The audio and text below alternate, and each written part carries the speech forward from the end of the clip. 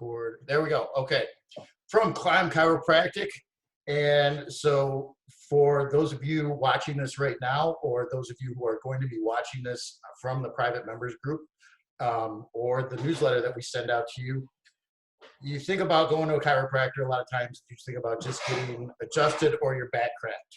But one thing that really stuck out for me, I've seen both Nick and Ashley, and I am getting back into being a strength competitor, so lifting heavy weights with pretty crappy form because that's strongman, and dealing with a lot of, and I'm 42 years old, so dealing with some injuries that, you know, shoulders, joints, things like that, not just back. Luckily, my back's pretty healthy, but they take a lot of time and effort and care in looking at the whole picture and doing other kinds of treatments, joint manipulation. I don't know about joint manipulation, but scraping. And I'll let you guys take it from here so I don't butcher this whole thing. But you're doing great so far. Go ahead, guys. I really appreciate you coming on. Yeah, sure. Yeah. You're right. Yeah, so like Tim mentioned, we do a lot of other things besides just adjusting.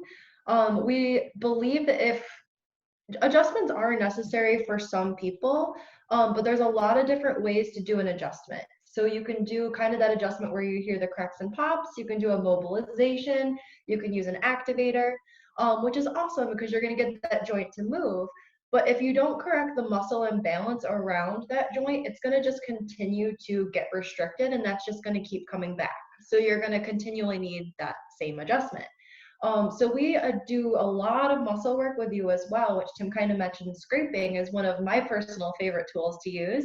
And so scraping is kind of like, it's a metal tool that you use and you go over the muscle to help release it. So kind of like a massage, but not really. It's more therapeutic in the sense of, I don't know, not just relaxing. But we also move you through different ranges of motion while we're treating that muscle, so we can release it, and it's very effective. One thing that we tell people all the time when they come in is people always come in with some kind of complaint is the reason you come see us. And we'll use a shoulder, for example, just because we were talking about shoulders. And something like shoulder pain does not happen for no reason. It's not like a shoulder just decides to start hurting. The shoulder is hurting because something is affecting the shoulder and making the shoulder hurt. And very, very rarely is that thing affecting it actually that shoulder. It's usually something in some kind of kinetic chain in association with it. So for us, it's a fun little kind of Sherlock Holmes experience where you get to search and find out and see what could be actually causing that and affecting it to be injured in that manner, and then treating those things effectively. Where it's actually one of my favorite things when it comes to what we do is being able to diagnose it properly and treat it in a way that someone didn't think would be, you know, the cause. We'll say the shoulder again, maybe the pain's actually coming from your neck or your upper back or something else associated with the shoulder. And we'll spend 99% of our time working on that structure. And next thing you know, your shoulder feels better. So it's really, really kind of the best part of what we do is those aha moments and whatnot. And I think that the way that we approach things is we're always clinically thinking to look at those kind of mechanisms and mannerisms. And like Tim mentioned, we do more than just spine work, as Nick said, with shoulder, knee, hip, different things like that, which is fun. Yeah. Keeps us interested. One of my favorite quotes actually was from somebody who I took a continuing education seminar from. He said he never met a back that fixing a hip couldn't fix. So. You know, and you bring up a really good point too, because it's the analogy, two analogies were put up to me, and one I'm really bad at. In it was put to me like I would come and see you guys when I was in pain, and then would take like I would do something stupid, and I think Ashley, you told me to pay just as close attention to putting away the lighter weights and yes. the stuff you don't think about as you do with a really super heavy lift. Because I think I tweaked my back quick, like taking a 10-pound plate off a barbell and just moving and twisting the wrong way and not bracing and doing all the stuff you move. So I think just being aware and conscious of how you're moving when you're moving is super important, that I learned from you. And I think, Nick, you said it's kind of like the chassis on a car, or like a car. So one little thing starts vibrating, like a nut on a wheel starts vibrating, And that will eventually, like you said, your hip, and which is one of the problems I had. Hip was out, and that was screwing up my gait or something, where Yeah. then all of a sudden my shoulders hurt in my left knee, like the opposite side. So it's almost like a zigzag across my body. You worked on that one side a couple times, and then but then I'm paying attention to that, thinking about how I move and what. But I think I love how you said Sherlock Holmes, because then I was conscious as to what I was doing, how I was moving, and the reason my hip was out because my right knee hurt. And that was, and I was like, when I was squatting heavy or doing whatever. So it's connecting the dots to what, and I've seen a lot of chiropractors, and a lot of them will just snap, crackle, pop. All right, have a great day. And it's not really a full service. So that's my 2 cents. Sorry, keep going. No, you're 100% right. And then building on that is the thing that I think both of us can say we enjoy the most, is the educational component of it. And it's that teaching where, like, okay, Tim, this is, your hip is affecting your body in this way. Like, now let's talk about what you can do when you go home, or what you can do before you work out or after you work out, depending on whatever you're doing, to mitigate the effects of that. And that's how, like, you get really, really long-lasting results with people, and you get people who can really start to build some self-efficacy and all of those kind of things because they learn. And I think that when it comes to healthcare, the biggest objective is to teach still, no matter what. And we always say too, like, if something's going to bother you, like, I'm not going to be with you at 2 a.m. to make your back feel better. So I want to be able to give you the tools and the stretches and exercises that you need, so that at 2 a.m. when your back's bothering you, you're not crippled in pain, just laying there waiting for me to open my office at 7 a.m. You're there, you know what to do, and you're doing your stretches, and you get that relief. Tim, as much as I love digging my hand into your psoas, I don't want to do it every other day or anything. Yeah. I would have told you, all you had to do was ask. You didn't have to get any information from me. I would have told you anything you wanted to know.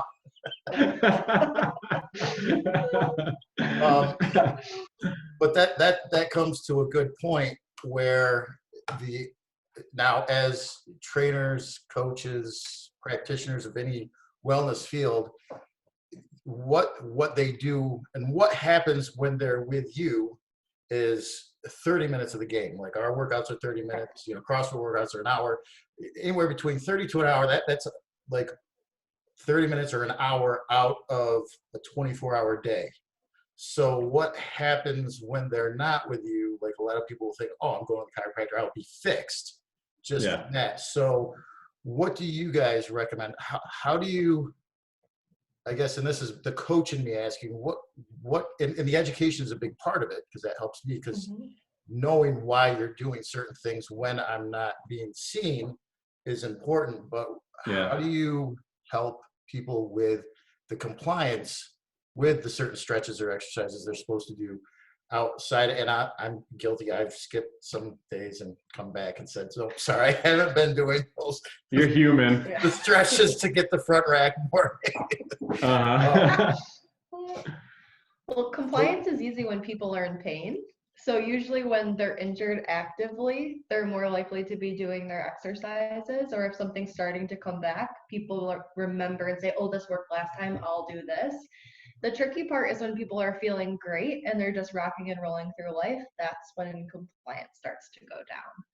And so again, that's that education piece that I always say, like, look, just because you feel better doesn't mean you're not doing them. It just means maybe you're not doing it every day. Maybe you're scheduling it once a week, or it's squat day at the gym, so I'm going to do this before squats because this always helps me feel. Try to connect for them a little bit in that way too. Do you have a different? And the hard part with that one too is everyone's different. Some people are amazingly compliant. I can teach them one thing and they'll do that till the day they die. They'll do it every morning at the same time every morning, and they just stick with it. Some people don't, and that's just differences in personalities where it's tough. But one thing we stress, and this is with anything, is there's always a way you can build good habits, right? And one of those good habits is physically taking care of your body. So what we've done, and what I used to do terribly when I first started doing this for work, is I would give you, like, hey, here's 25 things I want you to do at home every day. And everyone's like, oh my God, like, I'm gonna have to, quit my job and stop taking care of my family because I gotta stretch all day. So like, narrowing it back down now and trying to say, okay, I gotta make sure this person can do what they gotta do in 5 minutes or less. to make themselves feel better, because we all have a busy schedule. We all have something. So condensing it and then hammering home the why factor, why we've done those specific things and whatnot, and getting the education in there. And then it also helps when the person feels better after they do it. You know, if you can show a person like, hey, let's just come in. I want you to come into the office. We're not really going to do much other than I'm going to make you do these moves 4 or 5 times and see if you feel better afterwards. And once they do, then it's like, okay, you can see how important this is and that you can do it yourself. And I don't need to be there, so you can take care of yourself in those ways. So, but like building that compliance just through education and results is huge. Mm-hmm. Love it.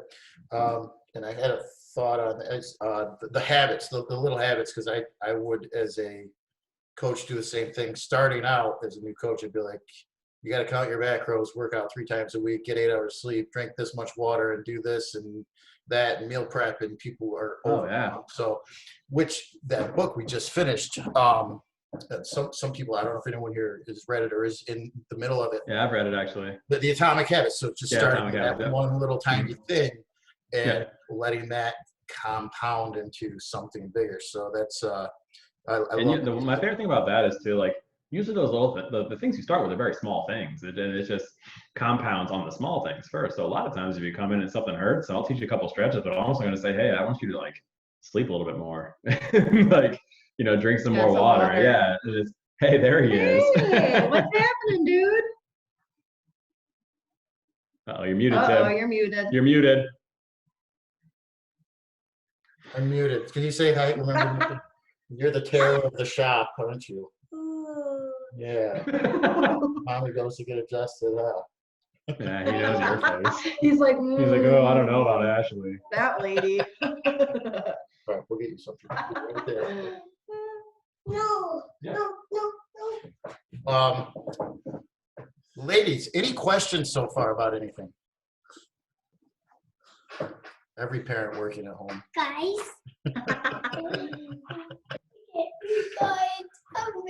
Up. Look at him go. Okay. You're so strong. Look at you. So this is, they say strongman, odd object carries. Yeah. This is an odd object. Excuse me one second, guys. Oh, you're fine, buddy. Oh, you're good. It's hilarious. I know, he's so funny. He is funny. He's hilarious. Oh, you want to talk God. ergonomics now? Hmm? You want to talk ergonomics now? We can. So who's working from home currently then? Okay. Are you sitting on the couch as you work? Oh, good girl, Joe. Good answer, I'm guys. so proud Good of answer. you. Yeah. Yes, you knew I'd give you this face. The one. Now that I'm at home and I have I tell James to take a band and like strap me into my chair. So he does, he ties it really tight in the back. I mean, I can still move a little because it's a stretch one, but it makes me stay back and do this so I'm not sitting like this at my desk. Excellent. Yeah. Well done. Yeah. Well, I told you I wanted to. Now I can do it. Michaela, what about you? Actually, I don't know why. I just looked and it says my daughter's name, but I must be signed under my daughter. That's My funny. name is actually Shannon. So I'm a teacher, so I've obviously been home and listening to is it Johanna? Giovanna. Yeah, Giovanna. That's how good I can read. I don't have my readers on. My posture is absolutely horrible. And I am spending more time at home sitting down at the computer. Mhm. And I have the tendency to hunch over my shoulders like this. And it's so bad because I get like really bad tension headaches and just I'm always sore because my posture is so bad. Yeah. There's a lot of things that, I mean, the world is faced with different problems right now in this time frame, and one of them is working from home, because you're away from your normalcy, especially with teaching. Like, teaching is actually sneakily a very active job. Oh, yeah. You know, like You're up and moving. when you're teaching, you're moving all day, you're Yep. changing positions, you're changing postures and whatnot, and all of a sudden when you put the quick halt onto that and put you into a chair, it's very different. And It's like your body. So, and I was talking to a teacher about this yesterday, how your body has been prepared for one thing for the past X amount of years, depending on how many years you've been teaching. And now all of a sudden it just stopped and changed. And one thing that we're trying to get everyone to do and everyone we work with is still gravitate towards your normalcy.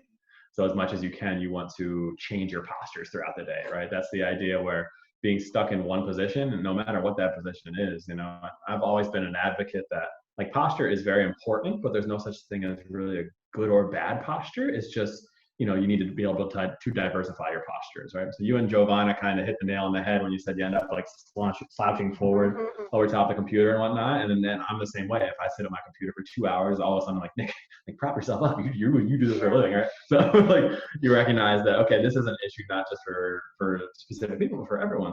And it's not so much that this is a very unhealthy position to be in. It's just a very unhealthy position to be in for that length and time is the idea. There's something when it comes to biomechanics in the body called time under tension, which is how long you are putting a certain piece of your body or a certain piece of anatomy under tension, right? So I use the analogy of like your hamstrings all the time, right? Like sometimes it feels really, really good to stretch your hamstrings, but if you were to stretch your hamstrings for 8 hours a day, like eventually your hamstrings aren't going to want to do that anymore, and they're going to start to hurt afterwards, is the idea. Where when we're sitting in front of a computer hunched over like this, there's certain muscles on our neck and our upper back that are being stretched the whole time. And our body's not meant to be under that tension for that amount of time. So being able to diversify the posture and whatnot is the most important thing. I always think about back to when I was first learning a lot of this stuff, there was someone who came to my office with very similar complaints. They had like neck pain and headaches and stuff, but this person had, quote unquote, the best posture I've ever seen. This person was very, very posturally correct as far as textbooks would say and whatnot, but their body still hurt, you know, and it was because this person had chosen this posture to be in all the time. So for 8 hours a day, this person was here versus hunched over. More often than not, you find the hunched over postures because it's the easiest and most restful position to be in. And there's a certain like inherent laziness to all of our bodies where we all tend to gravitate towards the easiest possible way to do things or the quickest possible way to do things. But that's the most common one you will see. So I always err on the side of caution when changing postures with people, because you will see people upright then all the time and they'll try to stay on it. It's just the ability to diversify those positions. Switching it up throughout the day. Yeah, switching up throughout the day, and literally, and it's as simple as giving certain tissues time to rest and time to stretch is the idea. I'll do this too. Sometimes I'm sitting at our dining room table. So sometimes I'll work from my dining room stand at the counter. So now I'm standing and I'm switching up that way. I have a different type of stand-up desk upstairs. So it's a little bit higher. So again, I'm moving in different positions and places throughout the day. One, it kind of helps because it switches up your scene so you don't get so bored in like your living room all day. So that's helpful. But again, you're switching up your body positions and movements.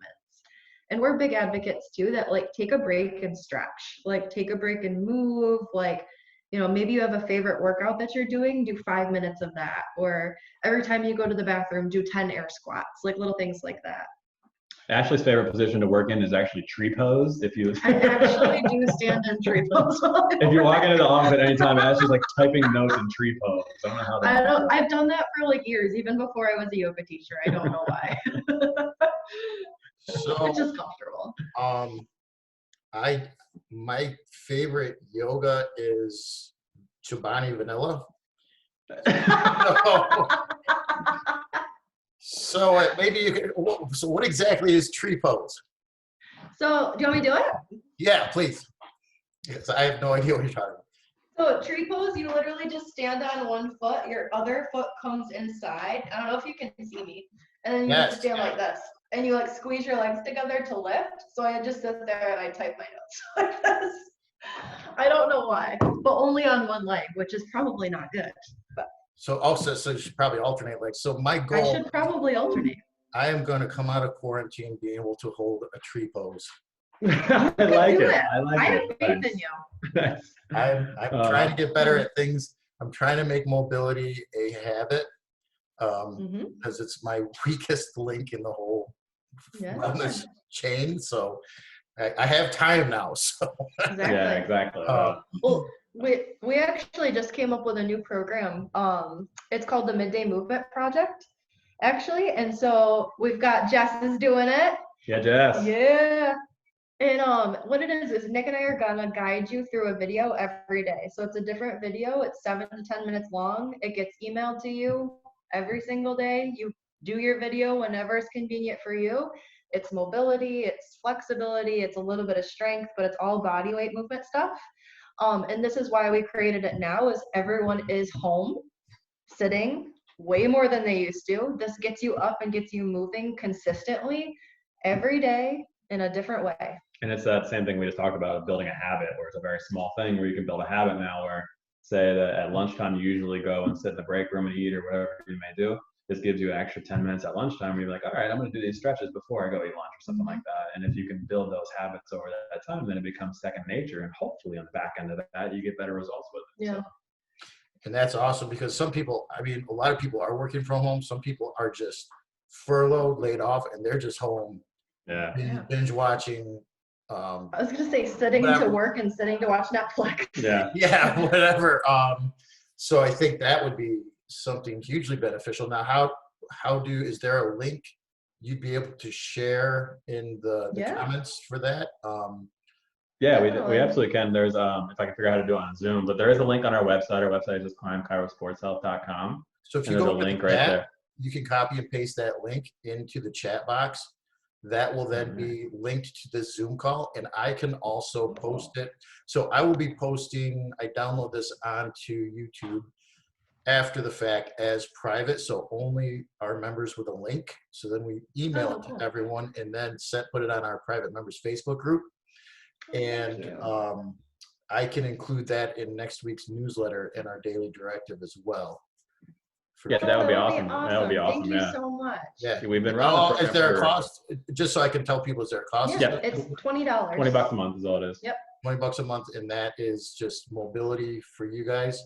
And I think that would be huge. I know we do just an add-on to the membership is yoga every Sunday, but this is something that would be huge that I would definitely get behind for mobility, because mobility is never a weakness. No, it's not, man. No. Well, people always say to me, like, with different things that I do with strength training or with CrossFit, they're like, oh, well, you can do that in yoga because you do CrossFit. And I'm always like, no, like, I can do what I can do in CrossFit because I do yoga. Like, that's why. I don't know. You learn body control in a different way. It all goes together. It's very complimentary. Yeah. Awesome. Yeah. So definitely. Okay. I've got that link right there. Beautiful. And I'll make sure we share that with the group as well. So you said get up and move. Any recommendation of how often to get up and move around and stretch a little bit or take a break or anything like that? What do you recommend? Mm-hmm. So I like to get up every 30 minutes and move. Like, if you're sitting longer than 30 minutes, like, just get up and move. Like, we get stiff, we get achy. Like, to me, 30 minutes is my time limit. I just can't sit that long. What do you have a time? Yeah, around that same time for me probably too. And what I try to do even more than that is I'll break it up, like, I'll do like 3 or 4 minutes of moving throughout the day when I'm working from home and sitting too long. But then in the middle of the day, especially right now, is when we're doing our workouts and stuff, where in the middle of the day, I'm going to put a good solid 45 minutes into actually going to my garage and strength training in the cold right now. We're cold training and strength training at the same time. So being able to split up the day like that for me right now has been really beneficial physically and mentally, honestly, because it just breaks up the whole working from home and working on computers constantly thing. So I've never been a person who has a full-time job who's always at a desk all day. I don't know what that would be like outside of this past month, really. But I would say that if it was me, I would incorporate something like that, where I would be at least away for that half an hour to 45 minutes around lunchtime, getting the bulk of like my quote unquote workout in that day. Cool. Love it. Thank you. And a lot of that too, even is I think goes back to the whole like learning what to do in those little 3 to 5 minute breaks too. If you can get up and move for 3 to 5 minutes every half an hour or so and make that really, really effective for you and you're doing specific stuff for yourself, then that's money right there. Right. Don't bodybuilders call it trigger sessions? Like, too, they do like little mini things throughout the day to like pump certain muscles up. Call them trigger sessions or something. Go hit a set of bicep curls. Walk away. Do a set of bicep curls till failure, then come back and then I So yeah. Then you should make my scrawny ass do that. Nick, now listen, I have to fight very, very hard to get below 20% body fat. It's not a problem for me. But I anyway, look at food and I gain weight, so it's no, we all got to play the game for Dell, right? So I got a quick question. Now, let's say you were kind of talking about, Ashley, you have a stand-up desk. Stand-up desk range and prices. I used to have a stand-up desk, loved it. Now, if people are working from home and they want to maybe get a stand-up desk or they can't afford one, any recommendations as far as how to make that ergonomically correct, or how to, like a DIY stand-up desk? And I know I just kind of popped into my head. And if you don't know, that's totally cool. But what do you recommend as far as something like that goes? Ours is DIY. So we actually made ours. We bought, the cubicles, like little cubbies that you like would put baskets in. We bought 2 of them. So the ones that have the 3 cubbies. And we literally just went down to Home Depot and bought, what is it? Oak, a nice piece of oak, and we just stained it and we put that on top of it and we made ourselves a stand-up desk. So it cost like $50. Yeah, it was not expensive at all, and it works beautifully. That and I'm sure there's probably plenty of stuff on YouTube and DIY stand-up desks and how to work that. So you just put 2 of those single shelf cubbies together, like, so there's 2 of them together. Yeah, that's a 3 high. We didn't even put them together. Actually, we made it long. Yep, 1 on each end. And then we just had so if you have your piece of wood on the bottom portion, we just put little runners on each end, so that would hit against the cubby, so it wouldn't slide side to side. Gotcha. So just like a guide or a jig kind of thing. Like a T. Oh, I see what you're saying. So those are the 2 things on the side. You got the desk and that's yes. We had because the desk is actually, it's 6 foot long. We made it big enough so both of us can stand at it. There. So it's a big structure and whatnot. And it worked out perfectly, and it was way easier than, because we looked at buying one online. To buy a nice one, you spend $1,500 on it. It's crazy. I know. Yeah. It's nuts. Yeah. I mean, all we had is a slab of wood and some cubbies. It works great. Well, that's awesome. I'm no craftsman, but I can try my best. I don't listen to me trying to explain what we did. I'm like, I don't know. We took a piece of wood and we put it on a cubby. Listen, that's okay.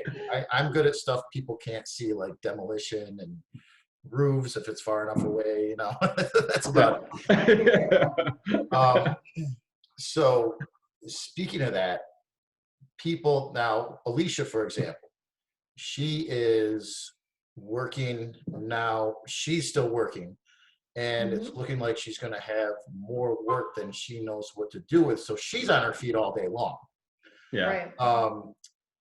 Any kind of, and not to mention the stress of now there's COVID patients coming in and the stress now. What would you guys recommend? I mean, obviously meditate. We preach about meditation. Not medication, meditation. Meditation. I know what you meant. A ton in deep breathing, but as far as dealing with the heightened stress of this, what kind of, any particular stretching, or what do you recommend as far as dealing with extra stress or being on your feet all the time if you're an essential worker? Because I know obviously there's kind of 2 extremes now. Let's say you work at a grocery store, you're working a lot because people are getting sick or they don't want to go to work. So now you're there. You're working a whole bunch of different muscles, or you're sitting down all the time, and the hip flex, my hip flexors are really tight because I went from coaching a lot and doing this and that to now I'm sitting way more than I should be, admittedly. So can you kind of talk about that dichotomy a little bit? Yeah, definitely. Yeah. I would say, like you said, so if you're up and you're moving a lot, that's a lot of stress into the legs and the feet. Honestly, just getting a lacrosse ball, rolling your feet out, taking that time. You can do it while you're sitting. You can do it while you're brushing your teeth. Take the time and roll your feet out can be really helpful. Stretching your hamstrings, stretching your hip flexors, stretching your external hip rotators. So pigeon pose, different things like that. a lot of the times when we are standing all day long, pay attention again to your posture and see if you're somebody that starts to do this, or do you start to push your butt forward as you stand and you start to fatigue? Like, what does your posture do? Because maybe you need to stretch in the opposite way. So either like cobra stretches, pressing up that way, or maybe knee to chest to kind of switch up that position that your back's been in all day. Little stretches like that can be really, really, really helpful. And I think it's also important to listen to yourself. And if you are feeling fatigued, then you need to slow down outside of work in some way, shape, or form. So maybe when you're working out, you're not working out to your full capacity or the intensity that you normally would, or that is sympathetic and that is a stress into your body. So you do need to take that time and slow down for yourself in some way, shape, or form. Keep moving and keep exercising, because that is going to make you feel better. And I know me, I would go crazy if I wasn't working out. But I also know, and I listen to myself, if I am tired, I'm not going to push myself as hard. I'm going to move a little slower and make my workout a little longer, or I'm not going to go as high in weight that day. It just depends. And when it comes to like the stress management of this stuff too, we continue to preach to people that you have to control what's controllable, you know, and there's a lot of stuff right now, especially for a lot of us who like to control things that we can't control right now, but you can still take hold of the things that you can control for yourself. And a lot of that is taking proper physical care of yourself and taking proper mental care of yourself, you know, so establishing routines and habits that you go through every day that make you feel better have been life-saving for a lot of people and going through all this kind of stuff.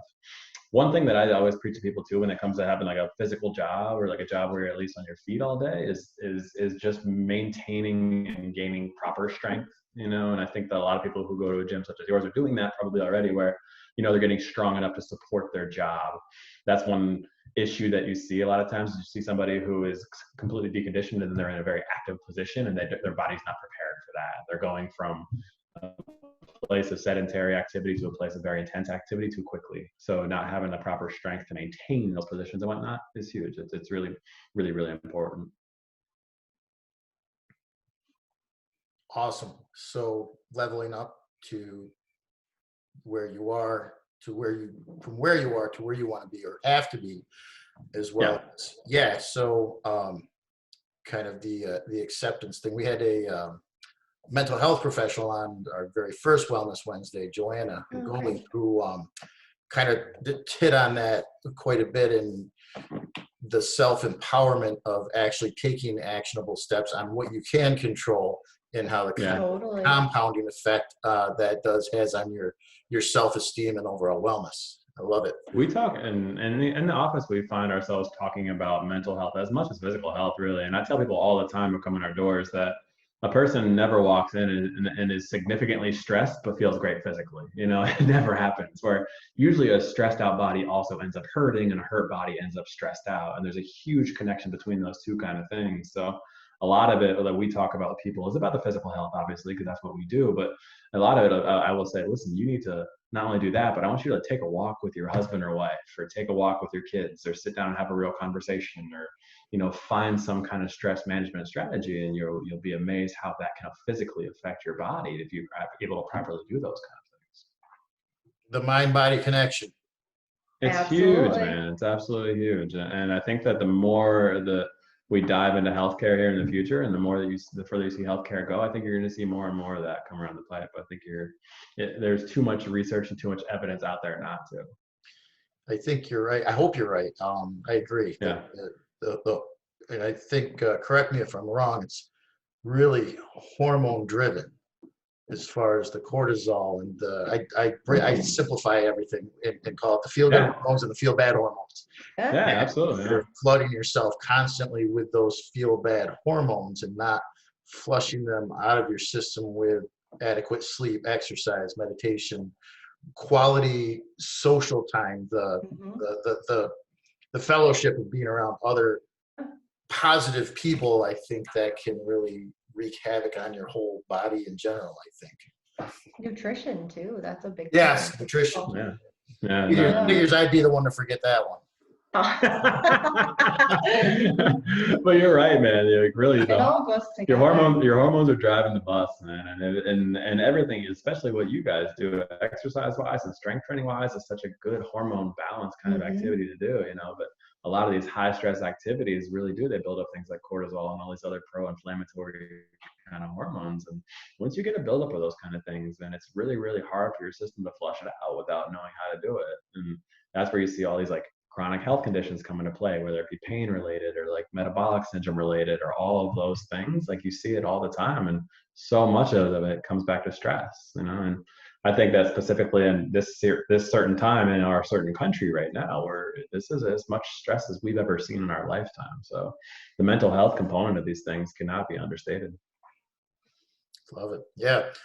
What do you guys recommend as far as, so on that, you said it's something really important, the inflammation, which can, you know, really tighten certain muscles, cause certain things to tweak. So what do you recommend as far as, obviously hydration is huge with decreasing inflammation. What else would you guys recommend as far as helping decrease the inflammation from those stress hormones? Yeah, and I always like use the analogy that at a certain point in time you have to stop drinking the poison, right? So you got to find why your body's inflamed, right? That's the number one thing I preach to people is, okay, something always hurts or something always feels X, Y, Z. So we got to figure out what that trigger is, you know, Utica and what Club. that So thing is yeah, causing that inflammation. Yeah. So find that inflammatory response and getting rid of that first, right? And a lot of times that'll clear up 95% of the issue, which we can figure out what that activity or substance may be. And then from there, it's kind of easy. Then you go into the little lifestyle habits and that kind of stuff to figure out the rest of it. But my initial first step is always there. We got to dissect what is causing this kind of thing. And an inflammatory response can be chronic injury to a tissue. There's too much time under tension. You're completely dehydrated, you know, all of those kind of things. A lot of times you put those little things into like a pie chart and you can start pulling out the big factors and you get good results pretty quick. Mhm. What you awesome. got? I mean, you said it. What do you, I've got another quick question to kind of piggyback off of that one. So what do you find is some of the most common poisons as far as causing the inflammation that people have to give up or cut out of their life? Yeah. And I know everybody's different. Everybody has different, like Yeah. Yeah. dairy's, Absolutely. I'm fine with dairy, but other people it totally wreaks havoc with. So Yeah. what do you, but I mean, is there a kind of a broad spectrum as far as, or I mean, some very common things that you think you see a lot? Mm-hmm. Yeah, I mean, I think obviously, dairy, like you said, is a big one. And for me, like one of the big things with inflammation in the body, I always look to nutrition. That's just the way my brain just kind of goes after, you know, that. But dairy is a big one. Sugar obviously is huge. So those are usually the first two I have people start to think about. And kind of before I have anyone take anything away from their diet, I almost have them add first. So a lot of us don't eat enough vegetables, which we need obviously with the fiber to get everything that's in our systems flushed out. So before you even have anyone take anything away, because the first time you hear somebody tell you that you can't have something or that you need to go on a diet or that you should stop eating something, I don't know about you, but I am going to crave that thing, even if it's something I've never wanted. Like if you tell me I can't have a cookie, I'm gonna eat 10 cookies in front of you. She's that So spiteful. like just don't tell me I can't have something. So I think for me the biggest thing is always add something in first. So I add vegetables. So add a vegetable to every meal first. Do that for a couple weeks. You're feeling a little bit more satisfied, and you're not feeling deprived of anything yet. Okay, now let's take a look and what do you actually eat in a week? Are you eating a lot of dairy? Okay, no. Let's see sugar. Are you eating a lot of sneaky sugar? Like how many condiments are you using? What are you eating that's processed? What's coming in a bag? Like different things like that, or what types and sources of sugar. And then again, you have some people that are not great with gluten. It doesn't really bother me so much, but some people really are very sensitive to that and they might not realize it. So again, just kind of cutting things out very slowly to see what nutritionally is the thing that's affecting you. But I always add first because it just feels like you're getting something versus losing something.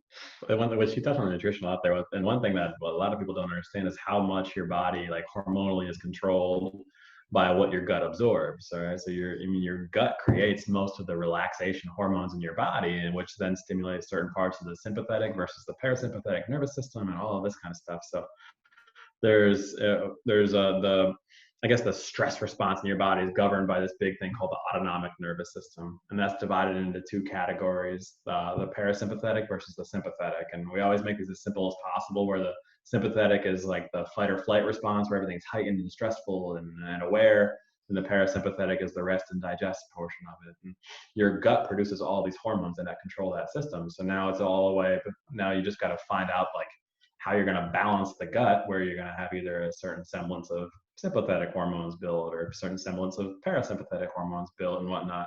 A lot of times an overly inflamed gut builds very, very minimal like serotonin and all these relaxation hormones. And if you don't have that, then it's really, really hard to get the body to calm down in general. And usually one of the end results of that is pain somewhere. So something's going to end up hurting. So a lot of times in the we'll say the intermediary parts of therapy and getting better, it's all about being able to manage the inflammation from a dietary level. Yeah, the connection with the gut and the brain is like, Yeah. I remember that there's one quote somewhere about like butterflies, like how when you get nervous, you get butterflies in your stomach, but your brain is telling you that you're nervous and you feel that in your gut. And I can't remember what the quote is, but it was like a really good one linking your brain and your gut. I'll have to find that.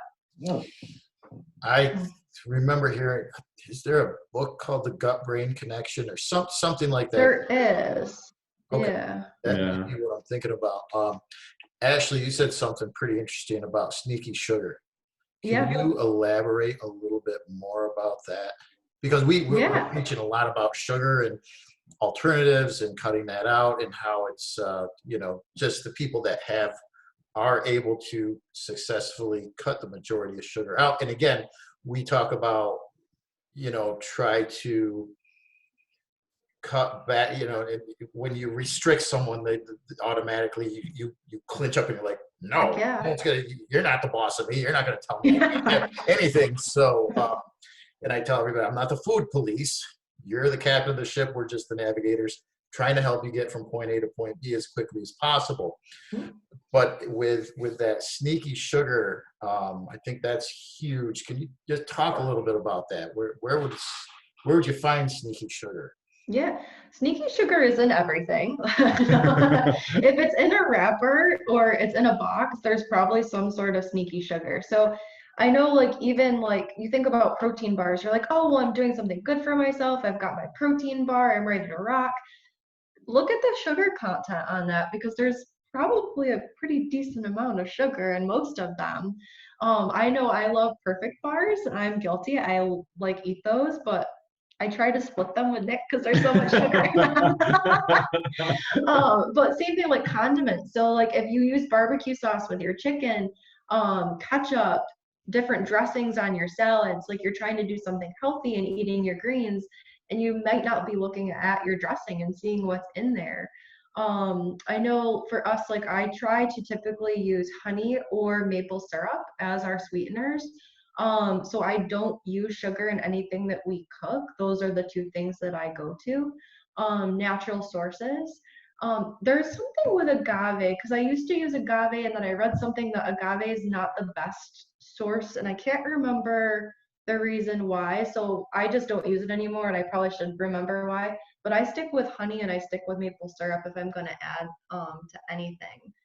Well, I think that you guys kind of touched on it there. One of the most guilty parties of this is the sports nutrition industry. The sports nutrition industry has been shoving sugar in everything for as long as we can remember. I remember being a kid and being, like a 12, 13-year-old kid and playing football and baseball and basketball and all this kind of stuff, and thinking I'm making good decisions for myself and not drinking soda, but I would drink Gatorade, like by the container, and you look at that thing now, looking back, there's like 80 grams of sugar in a bottle of Gatorade, so the sports marketing industry, as far as nutrition goes, pushes that stuff forward big time. Yogurt's another sneaky source of sugar. If you're getting like fruit in your yogurt, there's a lot of sugar in those. And I know for me, like I grew up in high school, I was like the Yoplait generation. Like I thought I was doing something good for myself. I've got my Yoplait, I'm ready to rock. And like you look at it and you're like, oh my God, there's so much sugar in that. I used to get the Boston cream pie one all the time. that stuff was good back in the day. And our generation, I think, like all of us in this, our generation was caught between the whole like dietary fat versus sugar debate thing that went on forever and ever, you know. And I think for the majority of our lives, people stayed away from fatty foods because, you know, fatty was looked at as such a bad thing. And then the alternatives are all these major sources of sugar. And I remember all eating all these things thinking, well, these are fat free, and this is going to be good for me. Yeah. So that just the whole paradigm of that, I think, is now shifted the other direction, which is ultimately a good thing for people's health. But that whole fat versus sugar debate kind of waged on there for years. It's turned into, if it's gluten free, it's health food. It's like Oreos are gluten free, so they're good for you. Yeah. So I think kind of what you're saying is be aware of what's in what you're eating and keep a balance Totally. of, you know, what you're eating, as long as it's eat food in its most natural state. Totally. You can, and watch out for that sneaky sugar because it causes inflammation, and know what's in it. What do you usually see as far as doesn't say sugar, but it is sugar? I know there's like sucrose, it's sucralose, and like those alternative sweeteners things, like you'll see those just like hi. Yeah. And you'll even see like they'll change the name on it and stuff. You'll see like rappers say, instead of like sugar, it'll say like raw cane syrup, and like all these like random things that they call it nowadays and whatnot. And then they're just dressing the name up as sugar, and it is what it is. And even like those alternative sweeteners, you know, there's been a lot of studies done on those alternative sweeteners where sure, you're not actually taking in sugar and whatnot, but your body still reacts to it similarly as far as like an insulin response goes. So there's something called your glycemic index, and your glycemic index is the rate at which your body reacts to something sugary or something that looks like sugar. And there's some stuff that says that the stuff that's built from sucralose and the other artificial ones, what's the other one that used to be around everywhere? I can't think of the name. I don't know. It's in all the diets. So aspartame.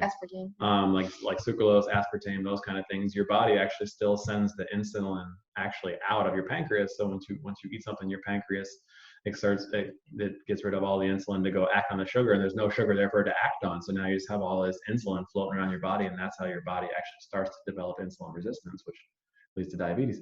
And that's not a good thing, obviously. So there's some studies out there now that are actually saying that these like artificial sweeteners are actually worse on like diabetics than sugar itself, which is kind of fascinating and changing the game, really. interesting. Yeah. I want chippies. Okay, hold on a minute. You want chippies? Yeah, that's why I said chippies, yeah. Throwing me right under the bus, you know. There's no chippies in the house, right?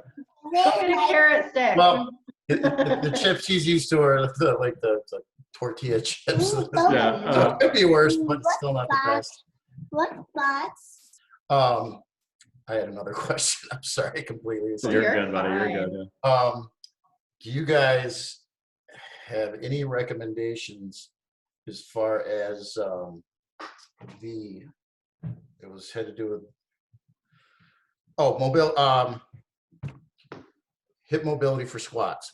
Because when we left the gym, so we opened on July 15th, and most people's squats were absolutely abysmal. And we worked so hard, and everybody was doing so good. Right before we had to close our doors, and the backs were up, heels were down, knees were tracking out. I mean, I was so proud of everyone doing so good. So what I'm trying to make sure the coaches, when they're virtually coaching, make sure you're hammering on the squat form. So we were doing a lot of baby makers, and everybody hates it when I say that. But what else can people do to help continue with that good squat mobility? Because it's such a basic fundamental move that, you know, we want to make sure, don't touch that, please. People don't lose that. Yeah.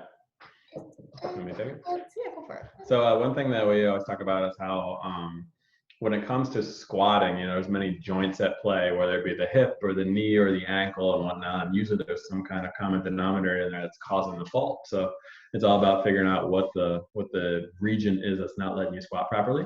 A lot of times, say if you lose ankle mobility, if your ankle isn't bent in a certain way, you'll compensate with your back or with your hip or something like that, and you'll end up having back pain or hip pain because you're compensating because your ankles don't move properly. So a lot of it is figuring out which tissues aren't letting you get into that. Right now, it's kind of hard to control because you don't have an objective eye to look at a lot of people or to see how your ankles and hips are moving specifically and whatnot, where I always go back to the whole control what's controllable again thing. And what you can control is your just general strength. And one thing that's been shown is that proximal stability leads to distal mobility, which means that if you're strong in the core, strong in the hips, strong in those kind of regions, your body trusts itself more to actually get into a squat. A lot of times bodies can't get down to a squat just because they don't have the general strength to do it, you know? So as far as like specific mobility drills, one thing you have to do to squat is actually squat, which sounds funny, but Your baby maker. Yeah, you find something you can squat to and you make sure your body can still do that in this interim while you're away from your coaching. So if it's something as simple as a box squat or a body weight box squat or anything like that, that's huge to be able to maintain at this point in time. And then obviously being able to maintain like your active hip flexion, your active hip extension and external rotations and all those kind of things. It's funny you asked that question. I was reading a paper earlier about internal rotation of the hip too, which for people that don't know, internal rotation of your hip is your legs spinning actually outwards. So your thigh spinning inward, your legs spinning outward. Here we go, Zoom time, right?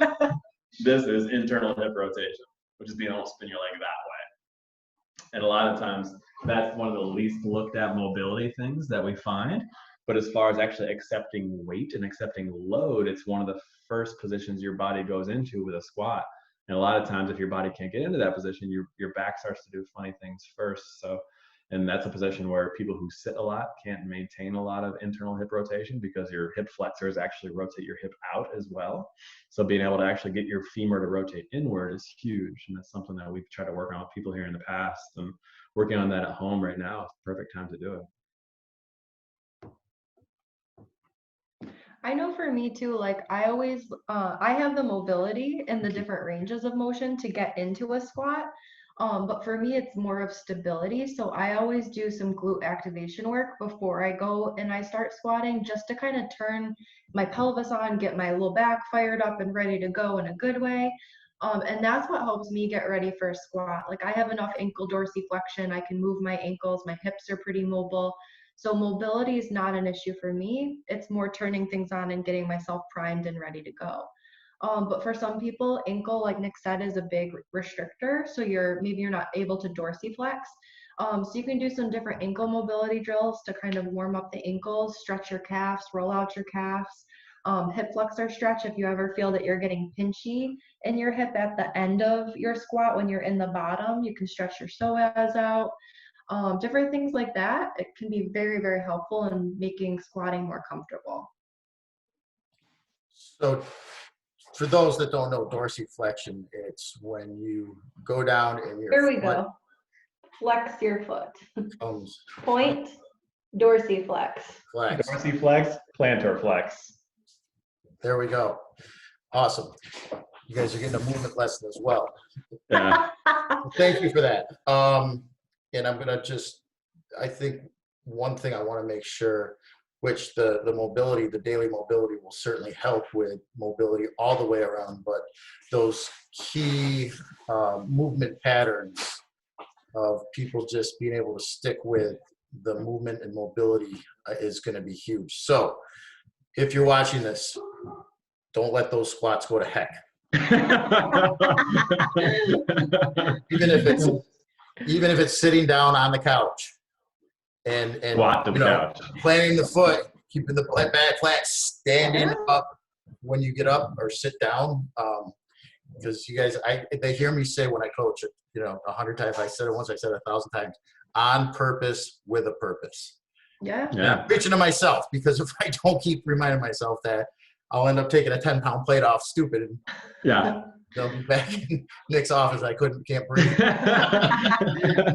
And honestly, Tim, it's amazing how being able to teach someone how to squat properly fixes back pain or something like that. It really does.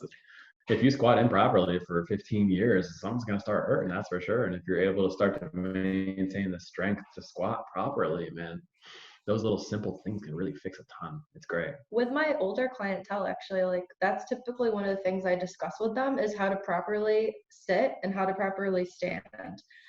Because it is a squat. And so we have a lot of people that when they go to get up, they put their hands and throw themselves up and then just flop when they go to sit down versus actually engaging the muscles, pressing to stand up and controlling that load as you're coming down. So when I'm working with a lot of my elderly clients, that's something that we discuss. And that's actually one of their homeworks that they get from me a lot of the times is just going to a chair and doing sit to stands with good form.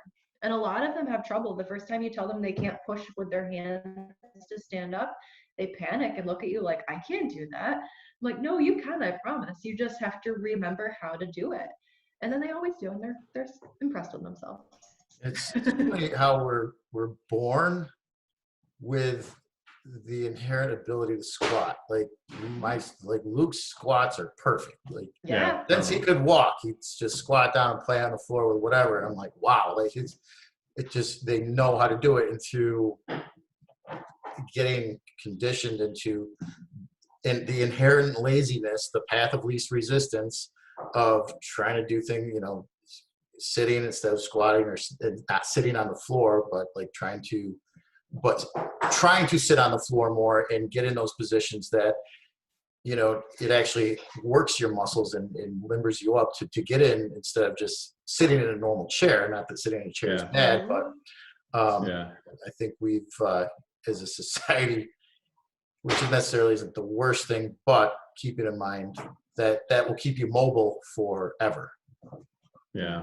And a lot of times, I mean, even with that kind of stuff, it's when you don't do it, your brain forgets that you know how to do it, right? And then once your brain forgets that you know how to do it, neurologically, you associate that with a position of danger, right? Where you don't want to get down there because you might not get the hell back up. So so just introducing it. Yeah, like just keeping that wiring there and letting your body know that it can do that range of motion is as valuable as anything. Awesome. Well, guys, we are at the top of the hour. I've always wanted to say that, but this has been an amazing conversation. I really, really appreciate you guys coming on. I can't wait to get the shop back open up because I have to get adjusted. Alicia has to get adjusted. Does anyone have any questions right now for Nick or Ashley that they have? And we're gonna have the link up there. So guys, anything else you want to add? Anything else I missed or we missed or anything like that? Shameless plug for your business. I'm open to it all. I mean, anything. I mean, one thing that we always try to do is add value to every situation. So any way we can add value to you guys is gym. Any way we can add value to anybody who listens to this, anybody who seeks anything, wants to learn anything, please use us as a resource. So we're not hard to find. You can find us on our website, it's just climbchirosportshealth.com. We're on Facebook at Climb Chiropractic Sports Health. We're on Instagram, it's Climb Chiro Utica. Yeah, Facebook's the best and our website probably. Yeah, any way you can reach out and find us, please don't hesitate to ask us any questions. That's literally, as cheesy as it is, that's literally why we do what we do, is to help people and answer questions and get that kind of information out there. So any kind of these platforms, please feel free to share all of this kind of stuff. The best information is shared information. So amen. And if we don't know the answer, we'll find it for you. Because that happens too. Awesome. Well, guys, thanks again. I really appreciate it. And if there's anything I can do for you guys, just let me know. That's what I'm here for. We're all in this together. So absolutely. And thanks for having us on, Tim. We really, really appreciate it. Absolutely. And like I said, there's a few people on here tonight, but there will be people watching this tomorrow as we go along. And I appreciate you ladies coming on and joining us tonight. So guys, have a thanks, guys. night. Stay healthy, be well, take care of each other, and I'm looking forward to seeing you at the workout tomorrow. Stay well, guys. Thank you. Thank you so much. Bye-bye.